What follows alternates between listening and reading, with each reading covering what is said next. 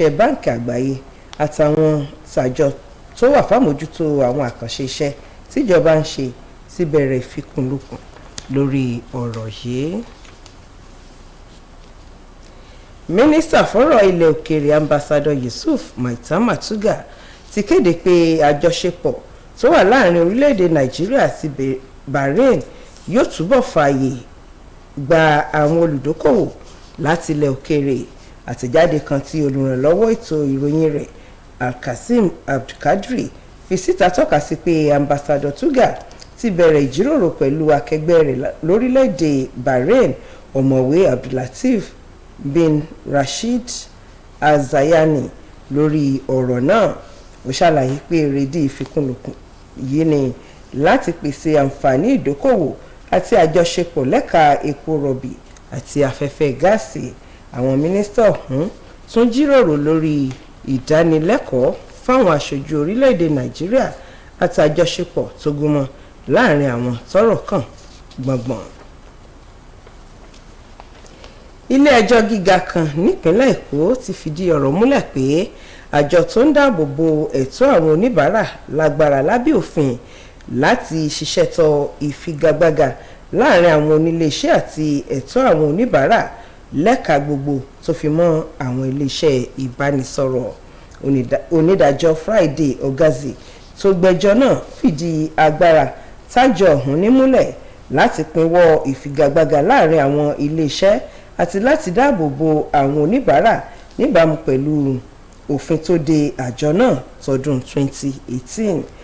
Amòfin kan Emeka Nnube tó tún jẹ́ ọ̀kan lára àwọn tó ra ìpín ìdókòwò iléeṣẹ́ MTN ló pe ẹjọ́ ọ̀hún lọ́nà àti ká àjọ tó ń dáàbò bo ẹ̀tọ́ àwọn oníbàárà lọ́wọ́ kò nípa ìwádìí tó fẹ́ ṣe lórí ọ̀rọ̀ iléeṣẹ́ MTN ní Nàìjíríà.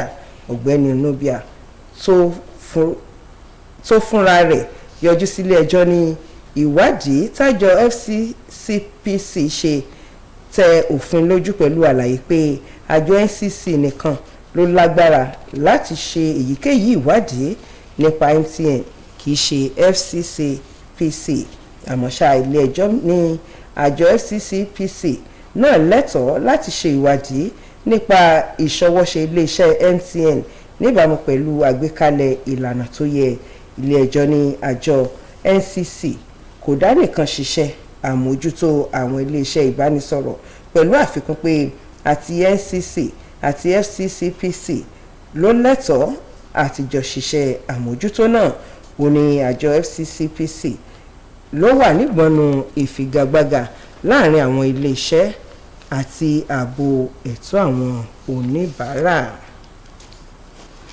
Lórí ìròyìn eré ìdárayá, àjọ tó ń mójútó ìdíje bọ́ọ̀lù alápẹ̀rẹ̀ lórílẹ̀‐èdè yìí ti kéde ikọ̀ ẹlẹ́ni 24 ti àwọn agbábọ́ọ̀lù alápẹ̀rẹ̀ lọ́kùnrin ti D Tigers fún ìdíje kòmẹ́sì-ó-yọ ti bọ́ọ̀lù alápẹ̀rẹ̀ ilẹ̀ Áfíríkà fọdún 2025 tí yóò wáyé lóṣù yìí ní Tripoli tí ṣe olú ìlú ilẹ̀ Libya.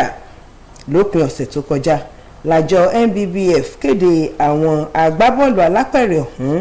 Lára àwọn agbábọ́ọ̀lù náà ni Wisdom Anyauna, Ryan Arsalis àti Ibiago. A rí gbọ́ pé yàtọ̀ sí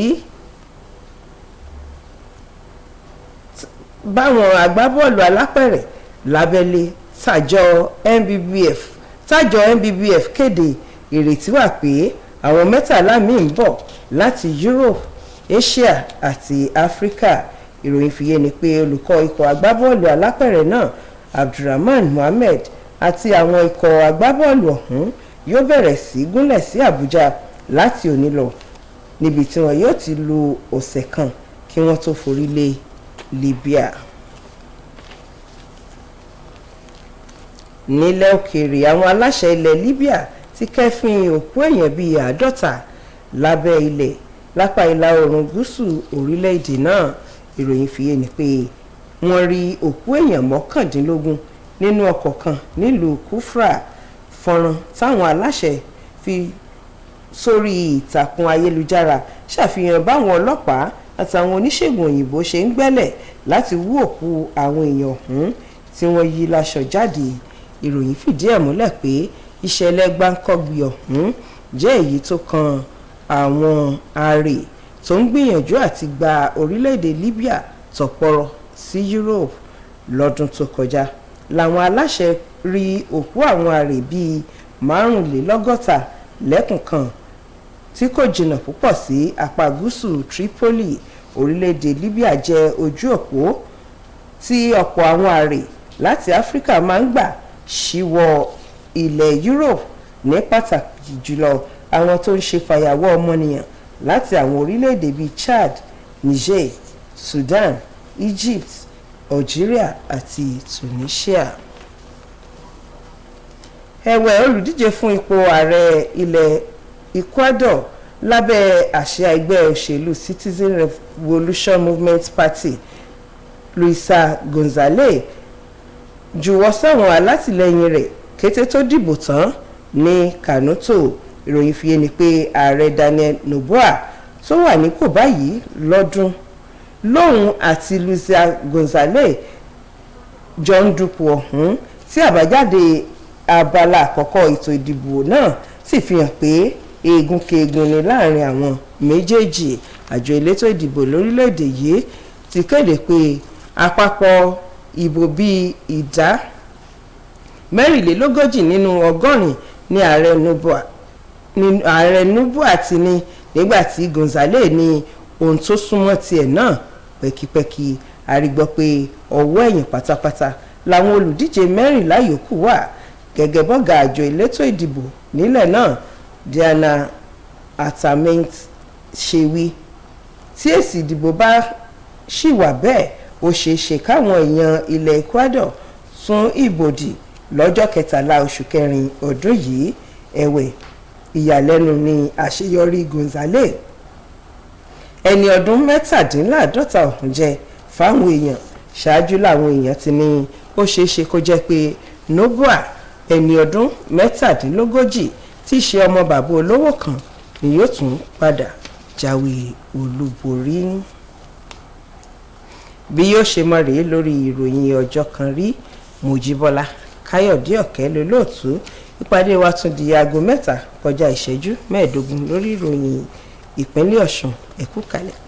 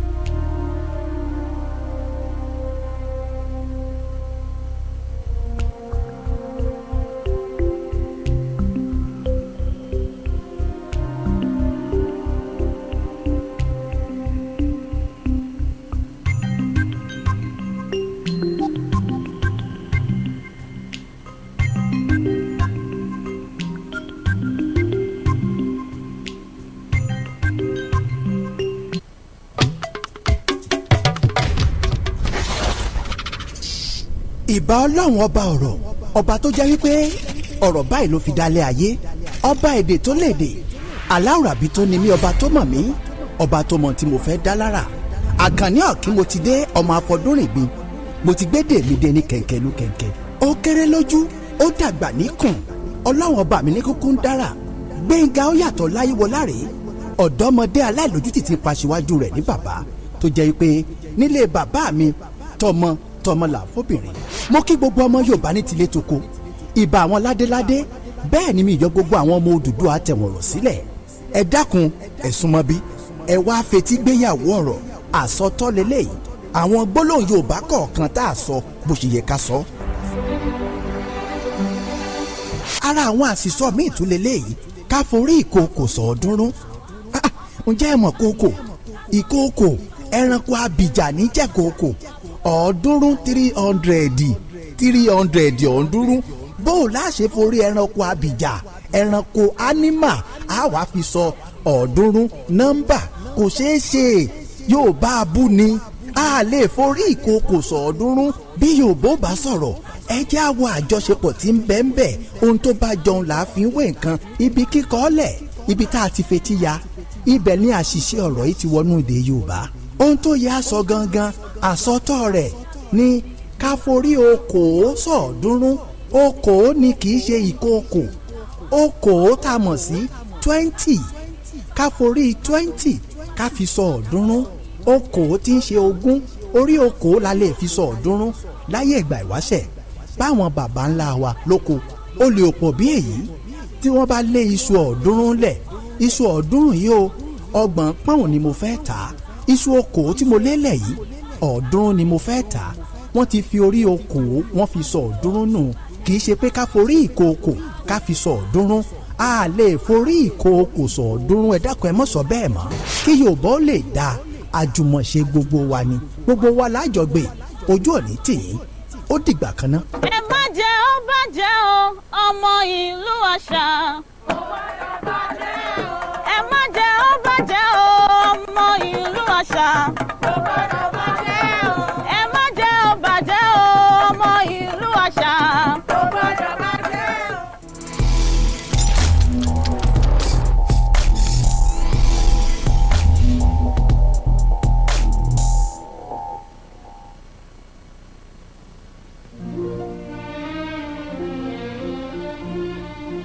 Citizens of the new state of Ghana gather for the celebration marking their Day of Freedom from colonialism.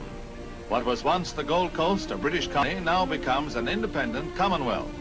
Vice President and Mrs. Nixon represent the United States at the 3-day festivities. Native dances and games mark an event of historic importance since Ghana becomes the first Negro colony in Africa to gain its freedom. Premier Kwame Nkrumah chats with Representative Adam Clayton Powell of the U.S. as Ghana's new army passes in review before the American-educated Premier and Deputy Secretary Ralph Bunche of the United Nations. Another feature of the occasion is a beauty contest in which the fairest of the land compete. And here is Miss Ghana herself, first queen of a brand new republic.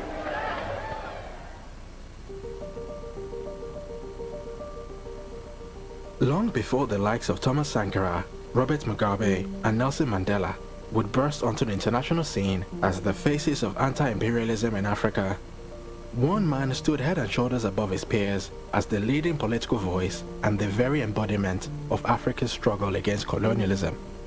Ghana's first president, Dr. Kwame Nkrumah, took the world by storm as he led his nation to become the first black African nation to gain independence from the European powers.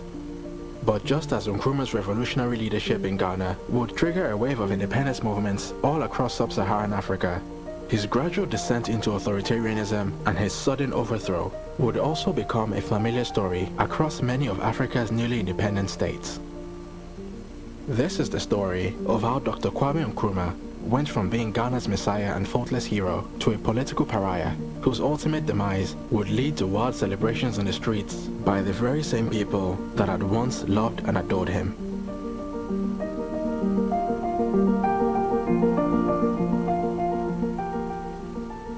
At his headquarters at Christiansburg Castle, a 17th century slaving fort, from where British governors had ruled the Crown Colony of the Gold Coast for over 50 years, Sir Charles Arden Clarke woke up on the morning of the 9th of February 1951, facing the most difficult decision of his career. His problems centered around a 41-year-old prisoner who had been held at James Fort in Accra on a 3-year sentence for subversionary activities. In the eyes of the colonial authorities, this prisoner was a dangerous troublemaker who, even while in chains, was a serious threat to the stability of the colony. According to official reports, the man Kwame Nkrumah was a thoroughgoing communist, and in unofficial communications was even described by Governor Arden Clarke as the local Hitler. You see, prior to Nkrumah's arrest, the British officials had drawn up a carefully constructed plan for the colony's slow and steady transition into full independence. Under this plan, the Gold Coast was to have what the British called a semi-responsible government, and for the first time in the country's history, there would be a general election to elect a new National Assembly and Executive Council composed of mainly African representatives. And in putting together this plan, the British officials had collaborated with an elite group of Gold Coast lawyers, businessmen, and academics who had long been calling for the reforms. Referred to by the British as men of property and standing, this group of Gold Coast elites had formed the nation's first major political party in 1947, known as the United Gold Coast Convention, and their campaign slogan was self-government in the shortest possible time. Their leader, Dr. Joseph Boache Dankwa, was highly respected by the British and many within the emerging Gold Coast political elite. A bona fide intellectual, J.B. Dankwa had studied law in the UK and was a qualified barrister called to the prestigious London Inner Temple. Spearheading the earliest push for Ghana's independence, Dankwa personally prepared the first draft of his nation's new constitution and also suggested that the new nation be called Ghana, in honor of the 13th century Empire of Ghana, located in modern-day Mali. Looking to spread their message to the masses and build popular support for their push for independence, Dankwa and his UGCC colleagues decided that they needed to hire a full-time organizer to help spread their message and galvanize the public. It was here that an unknown activist named Kwame Nkrumah was recommended to them. Nkrumah at the time had been out of the country for 12 years, pursuing his studies in the US and England, and although he was neither rich nor well-connected, he was politically ambitious, highly motivated, and hungry for change. While in the US, he had earned degrees in economics, sociology, and philosophy, and although he had moved to London in pursuit of a law degree, he got completely distracted by activism as he befriended a number of prominent British communists with whom he regularly participated in anti-colonial protests. But while his activism was food for the soul, it wasn't putting food on the table. The young Nkrumah often found himself short of funds and was in desperate need for a stable source of income. And so when offered a job by Dankwa's United Gold Coast Convention, he grabbed the opportunity with both hands and moved back to the Gold Coast. Nkrumah, Dankwa, and the other founding members of the UGCC, Ebenezer Akwaje, Edward Akufo-Addo, Emmanuel Obetsebi Lamte, and William Oforiatta, would all be collectively known in Ghanaian political folklore as the Big Six.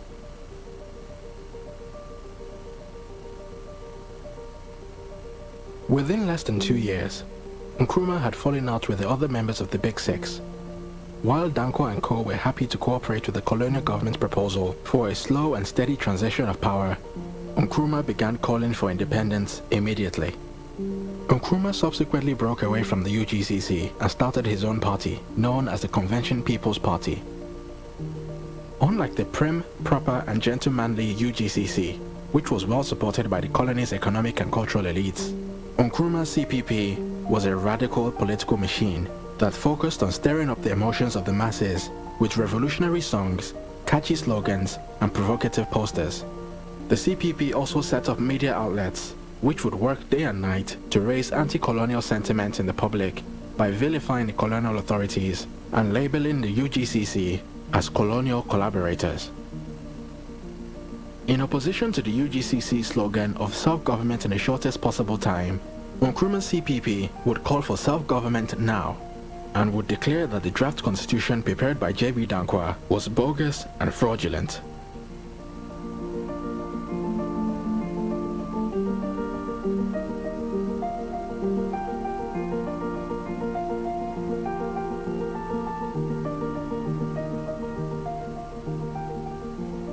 Traveling all around the country and delivering fiery speeches, Nkrumah gained a massive following by promising civil servants, office clerks, petty traders, construction workers, and primary school teachers that all of their grievances and hardships would disappear once colonial rule had been brought to an end.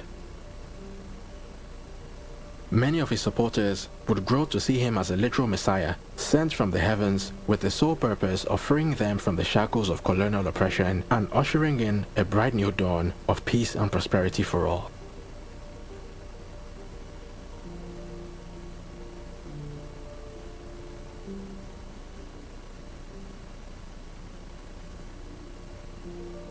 Embracing the halo that had been placed on his head by the masses, Nkrumah would famously encourage his supporters to seek first the political kingdom, and all else would follow. And so even when the colonial government began readying the colony for its first elections in 1951, Nkrumah maintained that the British plan for a slow and steady transition to independence was nothing more than a massive scam. Taking matters into their own hands, Nkrumah and his party members mobilized a mass disturbance with strikes, boycotts, and mass demonstrations which were intended to force the British to agree to immediate self-government. Following the subsequent outbreak of civil unrest, the Governor Charles Arden Clark declared a state of emergency and ordered the arrest of Nkrumah and his associates. Nkrumah was subsequently convicted on 3 charges of incitement and sedition and sentenced to 3 consecutive prison terms of 1 year each. But far from stopping the CPP, Nkrumah's arrest would energize his base even more, as his status as a true revolutionary had now been confirmed by the suffering he was enduring for his beliefs. As the general election scheduled for February 1951 drew nearer, early indications suggested that the CPP would gain a majority of the seats. And while in his prison cell, Nkrumah discovered a legal loophole that allowed any prisoner sentenced to a term of imprisonment not exceeding 1 year to contest for elections.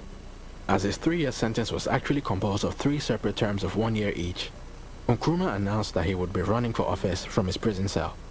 News of Nkrumah's participation in the elections would trigger a great wave of enthusiasm, which would see Nkrumah's supporters come out to vote for the CPP en masse. As expected, Nkrumah's CPP won the election in a landslide victory, leaving the colonial governor Arden Clark with a serious dilemma on the morning of the 9th of February 1951. Although Nkrumah still had 3 years of unspent prison time on his sentence, the new reality was that he had just been elected to high office in a landslide victory by his own people. After weighing the pros and cons, the choice became crystal clear. Without Nkrumah's release, there would likely have been a mass uprising, which the colonial authorities certainly could not afford to have to deal with. And so after 14 months in prison, Kwame Nkrumah was released on the 12th of February 1951 to a massive reception from his supporters. Within the space of 2 days, Nkrumah had gone from convict to prime minister, a development that will send shockwaves all around colonial Africa.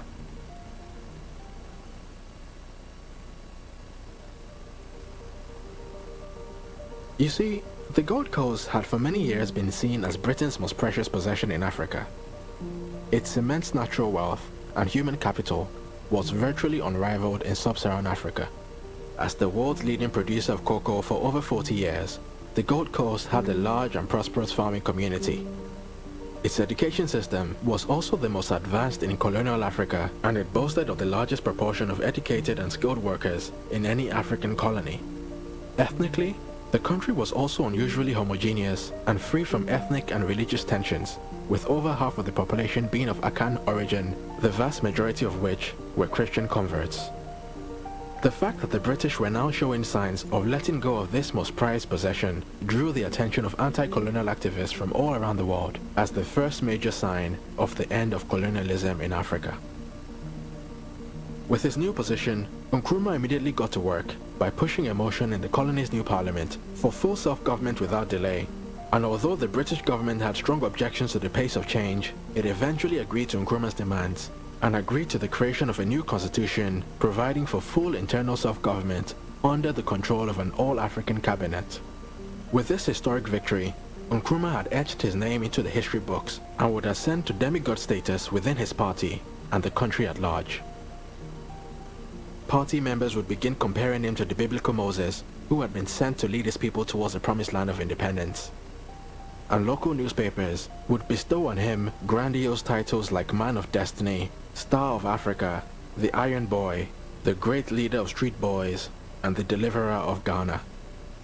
His name would even be inserted into the lyrics of Methodist hymns, and special prayers would be written for him. From morning till night, his home was constantly visited by people seeking help on anything from marital disputes to financial assistance, sickness, and even infertility. But no matter how busy he was, he always tried to find time for them, and his entire life would be devoted to his work and his politics. A pure introvert who neither smoked nor drank, his only real indulgence would be his love for classical and high life music. After a few more rocky years of negotiations, Nkrumah's CPP officially won independence from Great Britain, and thus the nation of Ghana was born on the 6th of March, 1957. Ghana's independence celebrations would be the most globally acclaimed African event of its time, as delegates from 56 countries arrived on African soil to share in Ghana's joy. And there was certainly a lot to celebrate. As of independence, Nkrumah's Ghana was one of the richest tropical countries in the world, with an efficient civil service, an impartial judiciary, and a growing middle class. Its parliament was filled with arguably the most competent politicians in Africa, and although the Prime Minister himself had only 6 years' experience in government, he was highly respected for his vision and had the backing of his entire country. As the #1 producer of cocoa in the world, Ghana had huge foreign currency reserves which it had built during the 1950s cocoa boom, and also had large reserves of gold, timber, and bauxite. Nkrumah's vision, however, would be much larger than just the liberation of his beloved Ghana. His life's mission was to oversee the creation of a borderless African superstate, in which all the French, British, Spanish, and Portuguese colonies would break free from colonial control and unite under a single Pan-African government. And despite the vast religious, cultural, and ethnic differences of the various nations of Africa, Nkrumah did not see his Pan-African goals as some distant objective to be gradually achieved over the course of several generations. Instead, he was fully convinced that with the right level of political will and dedication, his grand vision could be achieved within his own lifetime. Ghana's capital, Accra, was to become a center of African liberation from which nationalist leaders from all across colonial Africa could come to draw support in their various independence struggles. In his Independence Day address, Nkrumah would proclaim in front of large crowds that Ghana's independence was meaningless if it wasn't linked up with the total liberation of the African continent. And in 1958, he called a meeting of some 300 representatives from all across Africa for the All-African People's Conference. Some of a few big names in attendance were Tanzania's Julius Nyerere, Zimbabwe's Joshua Nkomo, Zambia's Kenneth Kaunda, Hastings Banda of Malawi, and Patrice Lumumba of Congo. The event was hugely successful, and in the subsequent years, many of the attendees went on to successfully push for the independence of their respective countries.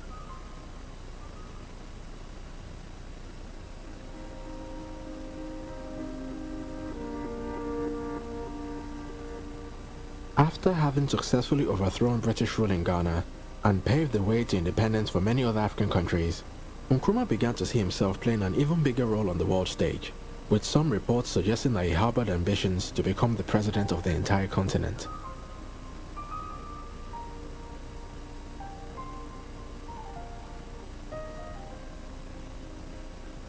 Domestically, his plan was to transform Ghana into Africa's leading industrial power and a model socialist society which other African states would seek to emulate.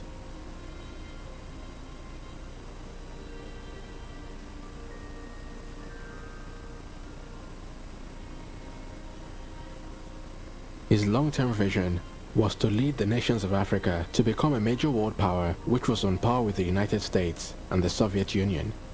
And sure enough, the early years of his government were very promising indeed, as Ghana's forestry, fishing, and cattle industries significantly expanded, and the production of the nation's main export of cocoa increased by more than double.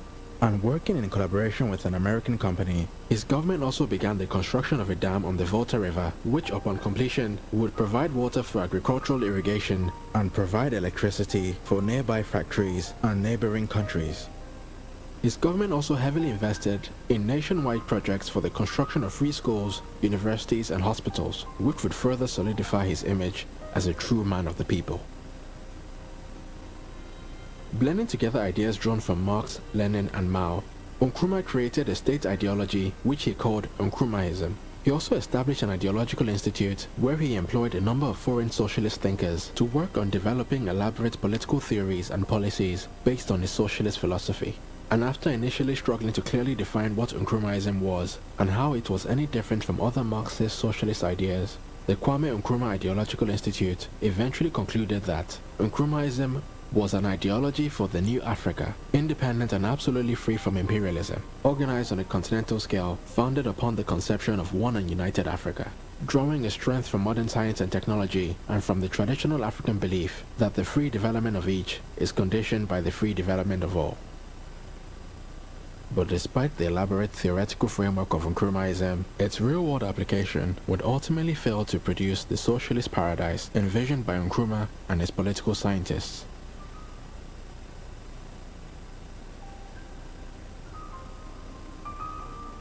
In its bid to rapidly transform Ghana into an industrial powerhouse, Nkrumah's government set out to execute a long list of major infrastructure projects, from shipping ports to roads, dams, universities, and manufacturing plants. Everything was to be built from scratch and built fast. The problem, however, was that not many local companies could actually bring these projects to life, and so rather ironically, most of the contracts for these major projects needed to be advertised to the very same foreign companies that were regularly denounced by leading members of the CPP. To make matters worse, the award of these contracts was quickly hijacked by corrupt officials, and many key members of Nkrumah's government would grow filthy rich by charging bribes from foreign companies and allowing them to inflate the costs of government projects in exchange for kickbacks and other advantages. And slowly but surely, an Orwellian animal farm society began to emerge, as Ghana's post-independence political elites began exploiting the new nation in much the same way as their colonial predecessors. Pursuing his goal to make Ghana a model socialist society, Nkrumah publicly declared that his government would work towards a complete ownership of the economy by the state. And in pursuit of this goal, he would set up a long list of government ministries and state-owned enterprises. And thanks to this very large and powerful government apparatus, pretty much every aspect of Ghanaian life was placed under the direct or indirect control of one government minister or the other. And with their extensive powers, many of Nkrumah's ministers began treating the resources under their control as their own private property, and a culture of bullying, bribery and embezzlement would spread from the top to the bottom of Ghanaian society. From job applications to business licenses and even the award of university scholarships, if you needed to get anything done, you either had to know someone in power or pay someone a bribe. Despite publicly preaching about socialist virtues like solidarity and collective struggle, many of Nkrumah's ministers began flaunting their wealth and living very lavish lifestyles. When questioned about why his wife chose to import a £3,000 gold-plated bed from London, Cabinet Minister Krobo Eduse would respond saying, "Socialism doesn't mean that if you've made a lot of money, you can't keep it." Eduse would later confess to owning 14 houses, a luxurious beachfront property, a long lease on a London flat, several expensive cars, and 6 different bank accounts. Following the sudden expansion of his own personal net worth, even Nkrumah himself would be accused of collecting bribes through a special company known as the National Development Corporation, which was set up specifically to collect a fee of 10 to 15% on the award of every government contract. But while the growth of corruption in his government would slowly begin to eat at his reputation as a man of the people, it would be his steady descent into authoritarianism that would be the defining blight on Kwame Nkrumah's legacy.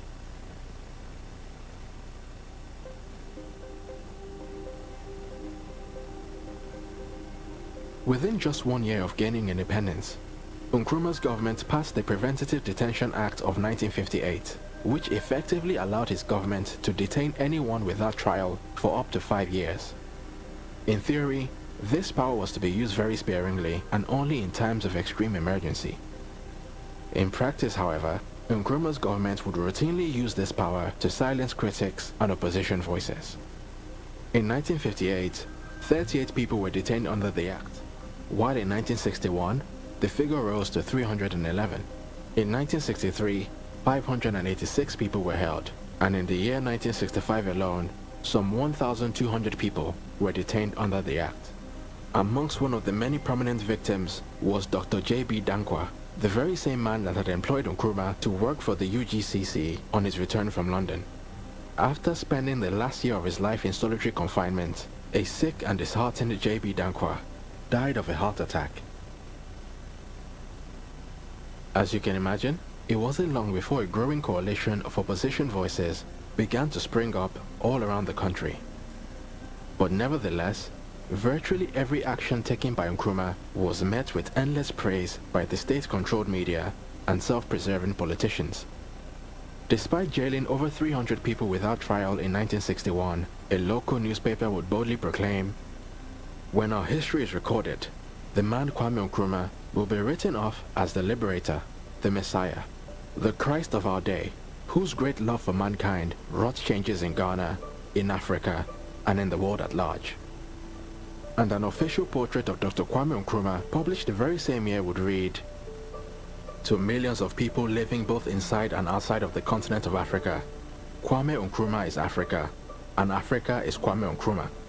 When the question was asked, what is going to happen to Africa? It is to one man that everyone looked for the answer: Kwame Nkrumah. To the imperialists and colonialists, his name is a curse on their lips. To the settlers, his name is a warning that the good old days at the expense of the African are coming to an end. To Africans suffering under foreign domination, his name is a breath of hope and means freedom, brotherhood, and racial equality. To us, his people, Kwame Nkrumah is our father, our teacher, our brother, our friend, indeed our very lives. For without him, we would no doubt have existed, but we would not have lived. There would have been no hope of a cure for our sick souls, no taste of glorious victory after a lifetime of suffering. What we owe is even greater than the air we breathe, for he made us as surely as he has made Ghana.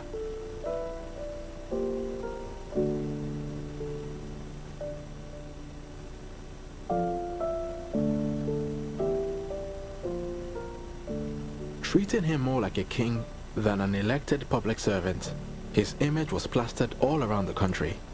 His face was on banknotes and postage stamps, and his statue stood outside his nation's parliament. His birthday was a public holiday, and his photographs could be found in offices, shops, and even in people's homes. But behind the facade, the coalition of opposition voices was growing, and Kwame Nkrumah knew it. He began to distrust everyone around him and decided that the best way to protect himself was to consolidate power even further.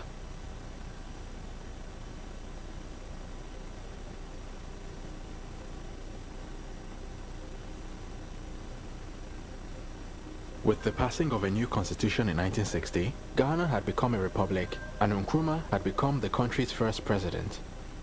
However, this was not just any kind of presidency.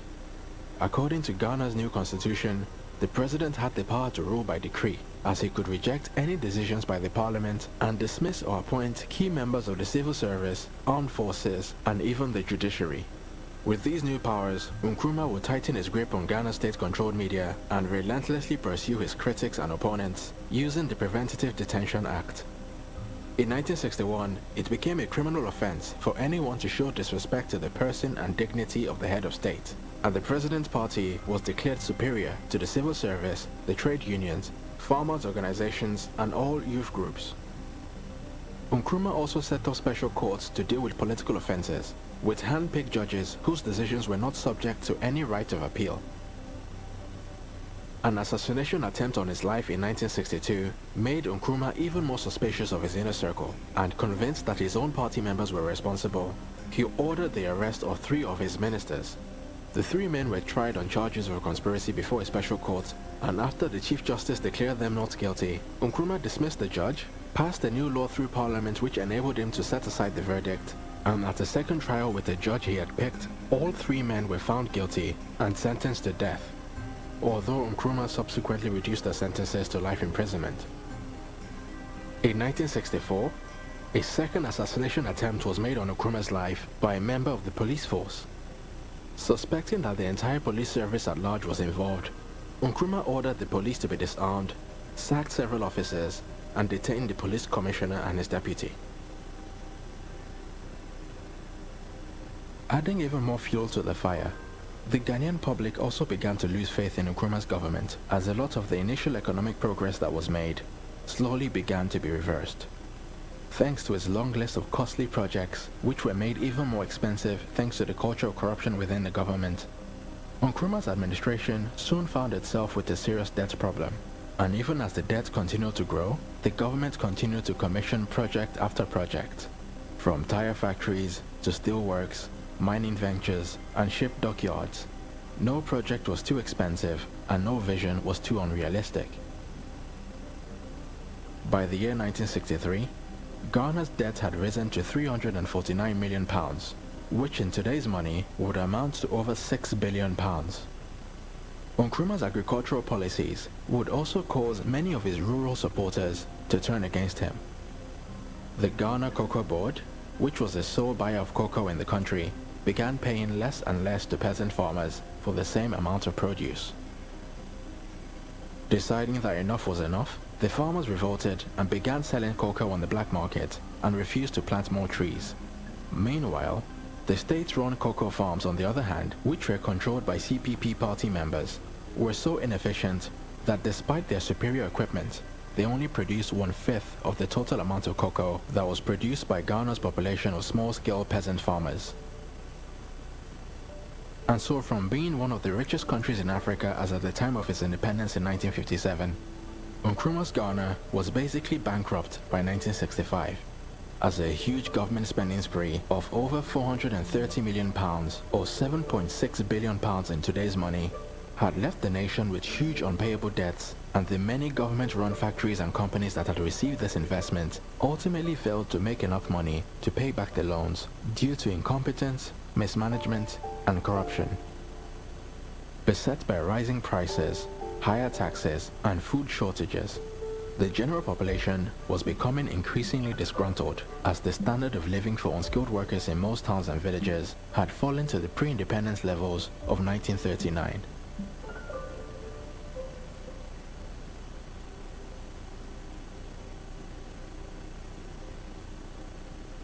Nkrumah's Pan-African ambitions would also suffer an equally somber fate. Despite investing a great deal of energy and resources into trying to convince other newly independent African states to come together to form a united government, Nkrumah made very little progress, as major African leaders such as Nigeria's Tafawa Balewa and President Felix Houphouët-Boigny of the Ivory Coast were diametrically opposed to Nkrumah's grand vision. In addition to their disdain for Nkrumah's socialist philosophy, the likes of Balewa and Houphouët-Boigny simply did not believe that the vastly different peoples of the region could integrate as quickly and as smoothly as Nkrumah had envisioned. And in the great battle between East and West, Nkrumah was very keen for African nations to build closer diplomatic ties with socialist nations such as the Soviet Union, China, and Yugoslavia, as opposed to the United States and its European allies. In 1961, the president of Yugoslavia, Josip Broz, was invited for a state visit to Ghana. And after officially establishing diplomatic ties with the People's Republic of China, Nkrumah even changed his dressing from the classic Western suit and tie to the Chinese Zhongshan suit, which was made popular by China's Chairman Mao. Nkrumah's unapologetic preference for greater African alignment with the Eastern powers would be a major cause for disagreement with the political elites in other English-speaking African countries such as Nigeria and Liberia, who preferred to maintain relations with the UK and US, as well as the vast majority of the former French colonies who preferred to maintain their alliances with France. This ideological divide would ultimately prove to be one of the biggest barriers standing in the way of Nkrumah's dream of a united African superstate. At a conference of African leaders in 1963 to establish the Organization of African Unity, Nkrumah proposed a formal declaration that all African leaders present would commit to the establishment of a Union of African States. But to his great disappointment, not a single attendee provided a declaration. Nkrumah would subsequently get into a heated debate with Julius Nyerere of Tanzania, who at the time was making plans for the creation of an East African superstate known as the East African Federation. Nkrumah also openly accused the leaders of the French-speaking African countries of being nothing more than puppets of French neocolonialism. As a result, the political elites in countries like Togo, Ivory Coast, Cameroon, Burkina Faso, and Niger would all begin to hold Nkrumah in contempt and begin working against his Pan-African project. But ever determined to make his Pan-African dream a reality, Nkrumah allegedly began sponsoring opposition groups in neighboring countries in the hope of overthrowing governments that opposed his Pan-African ambitions. After Ghanaian agents were implicated in an assassination attempt on Togo's president, Sylvanus Olympio, 7 African leaders threatened to break off diplomatic ties with Ghana. In 1965, a political dissident who had been trained in Ghana attempted to assassinate President Hamani Diori of Niger, responding to accusations and criticisms of his government support for this subversionary action. Nkrumah simply responded that there would be no need for subversion if the government of Niger would support the creation of a Pan-African government. Now with a growing list of both international and domestic enemies, Nkrumah moved to protect himself by tightening his grip on power even further. In 1964, Nkrumah decided to turn Ghana into a one-party state and upgrade his office from president to president for life. Nkrumah's proposals were presented to the Ghanaian people in a referendum, and according to the official figures, a brow-raising 99.9% of the electorate voted in favor of the government's proposals. As president for life, Nkrumah brought even more government functions under his direct control, from higher education to foreign trade, defense, and even lawmaking. As a side project, he also built his very own private zoo where he kept, amongst other things, a lion he received from Emperor Haile Selassie of Ethiopia, a hippo from President Tubman of Liberia, and a boa constrictor which was sent by Fidel Castro of Cuba.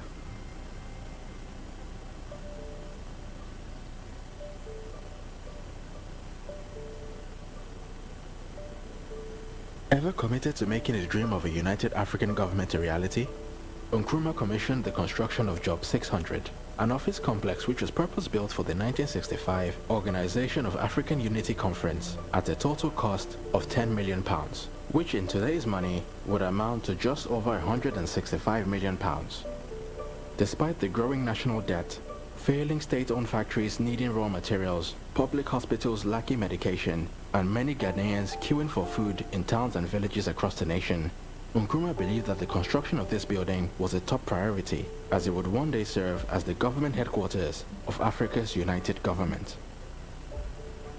As usual, Ghana's state-owned media hailed the construction of the building as another great achievement, and Nkrumah himself publicly boasted of the state-of-the-art building, which had 60 self-contained luxury suites, a banquet hall capable of seating 2,000 guests, and a beautiful water fountain display.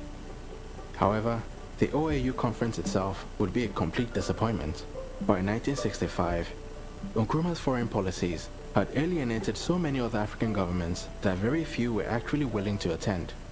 A group of 14 leaders, led by President Felix Houphouët-Boigny of the Ivory Coast, decided to boycott the event in retaliation for Nkrumah's support for opposition groups within the various countries.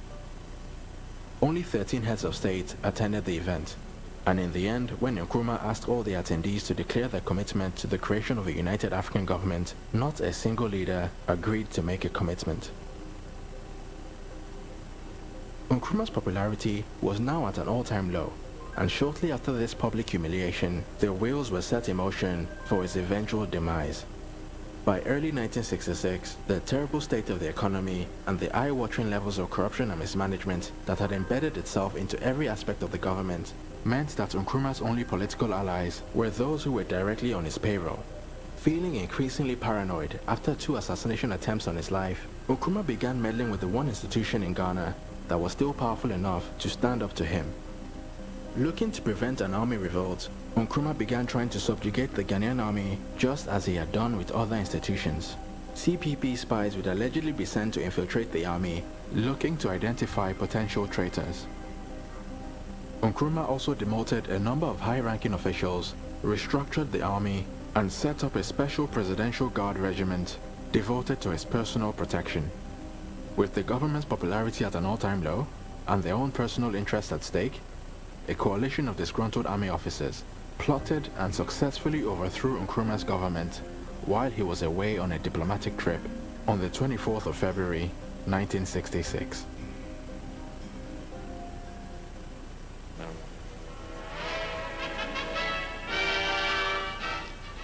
Prime Minister, Mrs. Indira Gandhi, meets President Nkrumah of Ghana. That is, he was president at the moment these pictures were taken. 2 days later, he was overthrown in a coup by military forces. Nkrumah was on his way to Peking to end the war in Vietnam, he said. It was on the day after his arrival in the Red Chinese capital that he heard the sad news he was out of a job. Ghana had been one of the first African nations to gain independence, but her days of democracy were short-lived when Nkrumah elected himself for life, jailed all his foes, and began a despotic rule.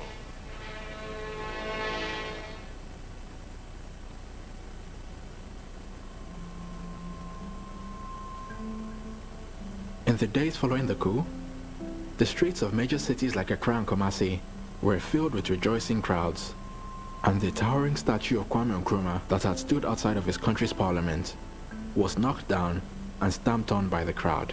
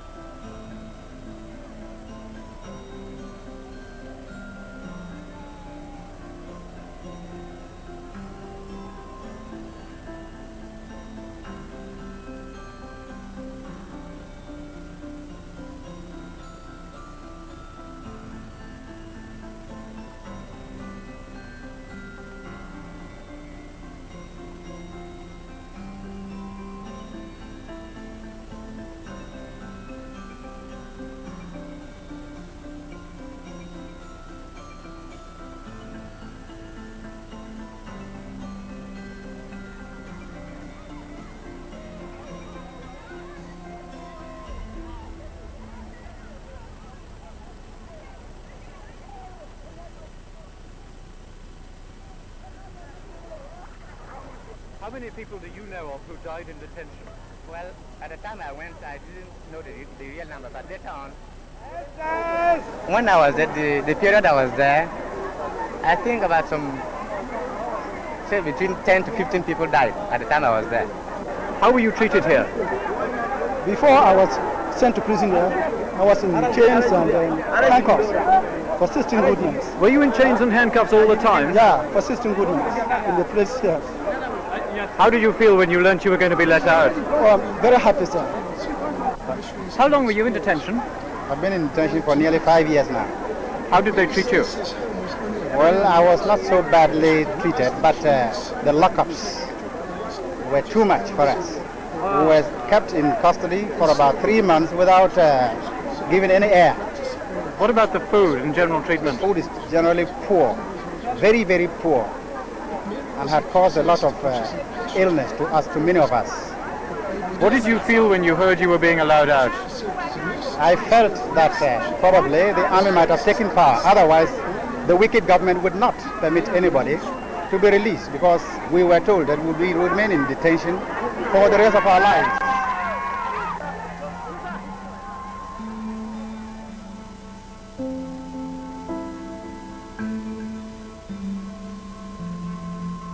Kwame Nkrumah would never see his homeland ever again.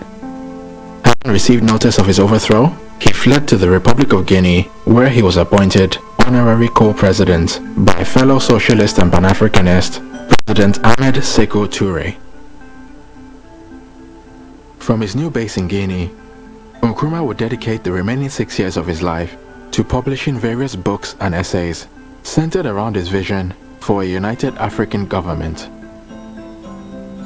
In a memoir he published 3 years after his overthrow, Nkrumah alleged that the CIA and other Western intelligence agencies acting in collusion with the coup plotters were the real driving forces behind his overthrow.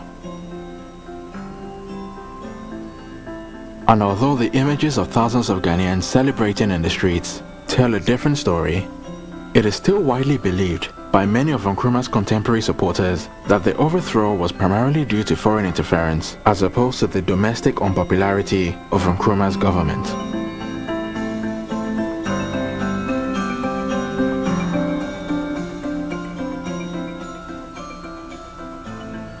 And so even nearly 5 decades after his death in 1972, Nkrumah's legacy remains a hot topic of debate between his contemporary supporters who admire him for his Pan-African vision and socialist philosophies, and his many detractors, often with first-hand experience, who continue to condemn him for his authoritarianism and the eye-watering levels of corruption and mismanagement that took hold of Ghanaian society during his reign.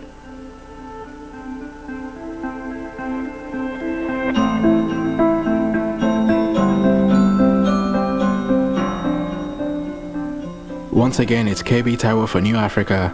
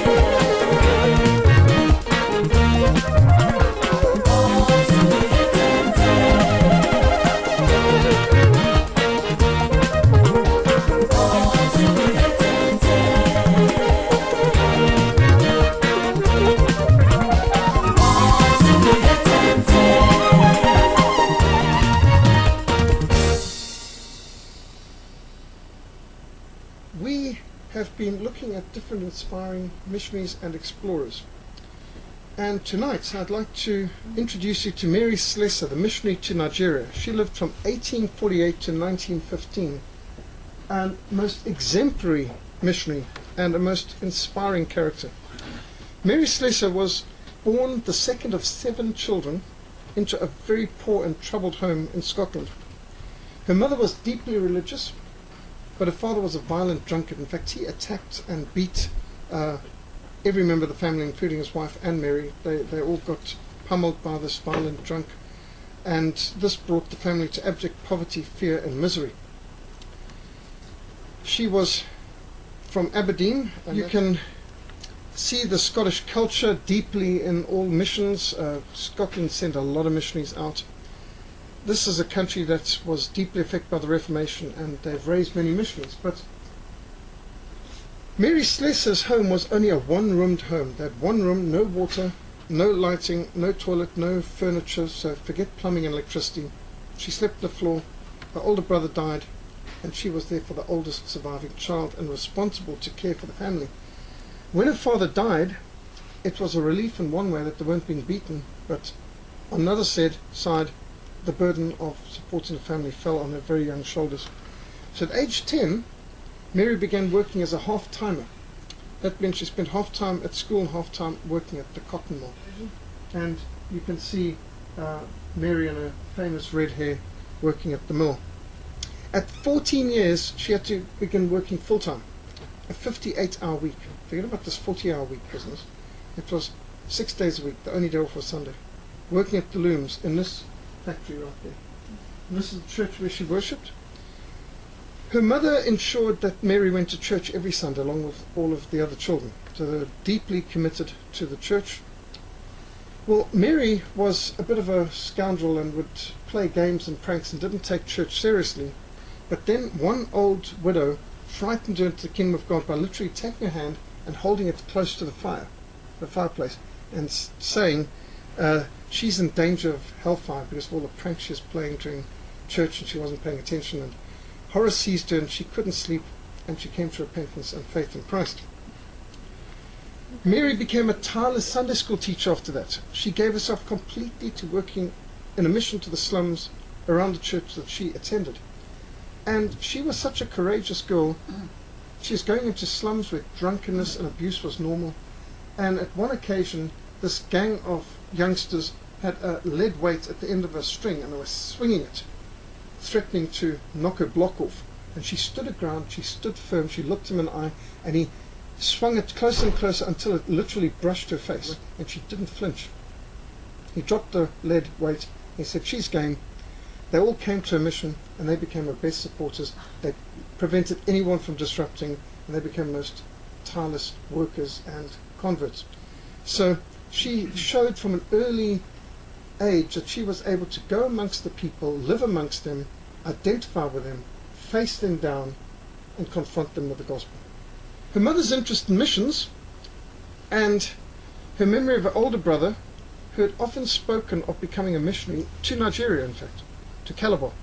You can see on the map, Calabar is that part, just the furthest east part of Nigeria, bordering Cameroon. And then her older brother died. Her younger brother also was dedicated to being a missionary to Africa, also died. And Mary wondered if it was possible that she could take her brother's place. At that time, the idea of single woman missions was unheard of. A missionary wife was hard enough going in the field. In fact, when David Livingstone took his wife with him in the field, she died. And it was not considered wise for a man to take a wife into most of these fields. The average life expectancy of a missionary to Africa in the 1800s was 8 years. In West Africa, the average life expectancy was 2 years. Some missionaries packed their belongings in a coffin, knowing they weren't coming back any other way. Well, in 1874, the news of the death of David Livingstone settled the matter for her. He had died the year before in 1873, but in 1874 his body reached the coast, and Susie and Schumer brought his body back to England for state funeral in Westminster Abbey, and so the news only broke by about 1874. Well, that settled the matter for her. She determined to go into missions. With the encouragement of her mother, Mary left home in Dundee for missionary training in Edinburgh. The United Presbyterian Church appointed Mary as a missionary teacher, and she was assigned to the mission station in Calabar, which at that stage, after 30 years working in Calabar, had 174 converts. And that's in present-day Nigeria. The tribes amongst whom Mary was sent were animists, witchcraft adherents, voodoo adherents. They worshipped the sky, they worshipped the sun, they worshipped the rain, they worshipped the spirits of the rocks, they worshipped the rivers, the trees, sacred crocodiles. It was animism of the worst kind. Enslaving other tribes was considered normal practice, a very entrenched practice. So slavery was rampant, cannibalism was also rampant. But Mary was enthusiastic, and she's impatient, finding the progress of the work at the established mission station far too slow. She didn't want to stay at the established mission station. She said, in 30 years you've only brought 174 people to Christ. We've got to reach out to the people. We can't just wait for them to come to us. Something else that was interesting is that when she came out in SS Ethiopia, she noticed that the ship was filled with caskets of liquor to be traded to the people for whatever they were selling. And she looked at this and said, so many caskets of whiskey and only one missionary. So she realized she was working against the flow. She ached for more demanding tasks. She is reputed to have climbed every tree in the region. Frequent illnesses, attacks of fever, which almost took her life on several occasions, didn't seem to diminish her zeal for winning souls for Christ. Now, considering that the average missionary died young, died within 2 years, she must have been a very strong soul. But being brought up in the slums of Aberdeen, she was already a hardy soul. She wasn't a fragile creature at all. And Mary maintained a very cheerful faith. And you mustn't think that she was born brave. She said that she was actually scared to walk across a field if there was a cow in the field. But later God gave her the courage to walk in a forest where there were leopards and snakes and other wild animals. And she said, well, Mary was assigned to a mission station on the old town on the east bank of the Calabar River. And this is the Calabar River right here. You can see it's right close to the border of Cameroon. This is Ibu land. Port Harcourt was the capital of Ibu land when they had the Biafran Civil War, you may recall. Very strong Christian area because of the work of missionaries like her. Well, the people in this area were utterly degraded at that time. Amongst the many things which horrified Mary was the practice of killing twins. A woman who gave birth to twins was regarded with horror. She must have been guilty of some terrible evil. The father must be an evil spirit, and the mother has basically had relations with the spirits. How else could he have twins? And so she was guilty, and at least one of these children had to have been a monster, so both twins were seized, their backs were broken, they were crushed into a calabash pot, taken out not by the doorway but by a hole made in the wall, and that was immediately built up again, and then the babies were thrown into the bush where they were left to be eaten by insects and wild beasts. That was the practice. Well, Mary's fierce red-headed passion raged against this massacre of the innocents, and she fought hard to save their lives. But while Mary was desperately ill in 1883, her sister died in Scotland, and then her mother died, and soon after that her other sister died in Devon.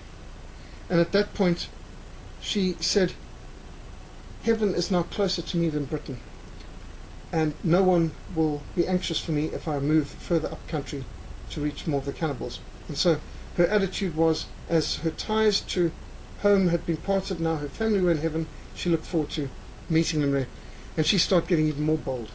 And this girl who was once scared of talking in front of people and scared of walking across a field with a cow just got more and more bold and bold. And it was obviously the grace of God, because she wasn't born that way.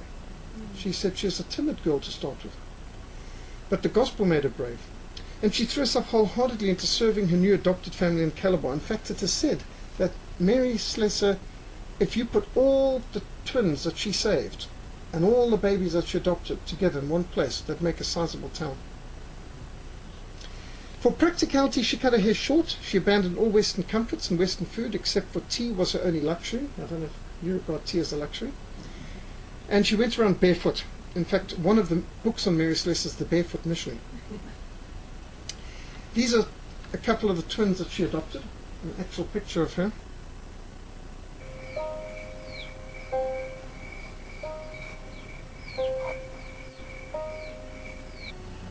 Go, I show your strength in battle. Arise. Oyey, oyey, bap, inabo. Bap, inabo. When will this fighting stop? Can we not learn to use our voices in dialogue? And our brains to think of the carnage that will befall of innocent people if war is all you think of? Good morning to you, Mary Slessor. Good morning. And to what do my great warriors and I owe this unwelcome interruption? You go to war again. So? You promised. That I will seek all avenues of peace before unsheathing my sword. Yes, you are right, I did. And this? I did it.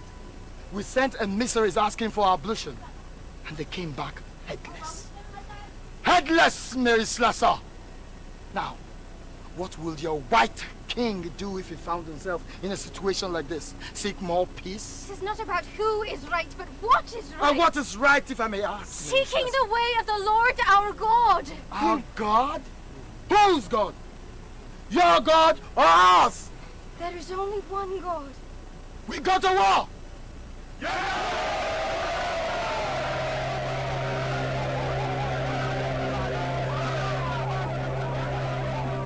Mary moved to Creek Town, where she began caring for the many abandoned children, and she was constantly interrupted by people coming to her for help. The sick needed treatment. The hungry needed food. Those with disputes sought her counsel to bring about resolution. She was trusted to resolve conflicts. She set up schools in Iking and Ifako, and this church was one of the churches that was established because of her pioneering work. And it was always schools and churches, ministering to the mind, ministering to the soul, and then of course clinics to minister to the body. Amidst rampant witchcraft, drunkenness and immorality, Mary undertook much of the manual work of constructing these schools and church buildings herself, as well as the daily tasks of education and evangelism. So she was the teacher, she was the church planter, she was the nurse, she did it all. And it seems the carpenter sometimes as well. In fact, when it came to mixing cement, she said, "I stir it like porridge, and I say, Lord, if this is to your honor, let it set." And said it's never turned out bad yet. So she even mixed cement. Mary served as a teacher, she served as a nurse, she dispensed medicine, she conducted 4 services every Sunday. She walked many miles every day because there was no man out there to do the job. Once when she was instructed to heal a dying chief, Mary knew that if she failed, she would be blamed for his death. This is typical. The witch doctor tries all his nonsense. It fails. Now the chief's about to die. They call in the missionary or the doctor so that they can get the blame when the chief finally dies. It's probably too late now. So first she got rid of all the witchcraft charms, all the sacrificed chickens, and then she prayed and she gave the chief good medicine and she nursed him back to health, and he survived. And his 3 wives were very grateful because they would have otherwise been killed and buried with the chief. The practice was to strangle the wives of a chief whenever he died so that his wives could go to serve him in the afterlife. They were very keen to learn about the book. A report of Mary's pioneer exploits in the Missionary Herald prompted a young Scottish carpenter, Charles Ovens, to come out to Africa to help her with the carpentry. He couldn't speak, preach or teach, but he could do the carpentry, and his arrival was a great encouragement and a great practical help to her. In 1891, during a furlough in Scotland, Mary was courted by Charles Morrison and became engaged. But when Mary realized that her marriage would mean settling in Scotland and not returning to Calabar, she broke off the engagement and returned to Africa. She was that serious. It was missions or nothing. If he wasn't going to commit to life in Africa in missions, she was not interested. It was at this point that the British government recognized that Mary Slessor enjoyed an unparalleled trust from the local people, who called her Eko Kopolko Oa, the mother of all the people. And they appointed her as a consular agent. By the way, the Nigerians have another name for her I learned recently, and that is the woman of steel with bare feet. I can't give the Nigerian word in Igbo for it, but that's what it means. She had an iron will.